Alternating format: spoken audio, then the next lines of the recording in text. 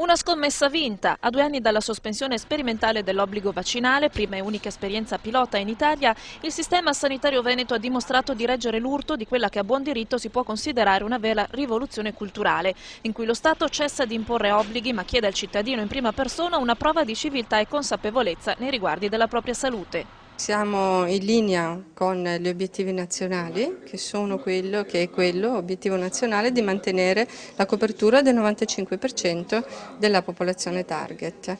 La sospensione dell'obbligo ha dimostrato la maturità della popolazione e l'efficienza dei nostri servizi. Ci aspettavamo una lieve flessione e non c'è stata neanche questa.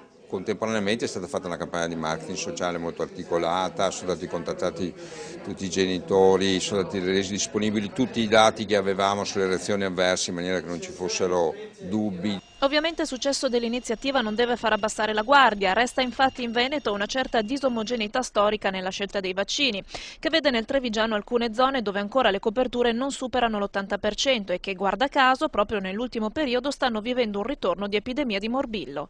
Io mi ricordo nel 1992 a Verona noi abbiamo avuto un'epidemia di morbillo di 3.500 casi in un inverno, cioè una roba spaventosa, vuol dire. Adesso quando abbiamo 1-2 casi all'anno ci mettiamo in allarme, quindi tornare alle migliaia di casi all'anno, se smettessimo di vaccinare o se anche dovessimo scendere dalle quote attuali al 50% di copertura, sarebbe solo questione di 3-4 anni.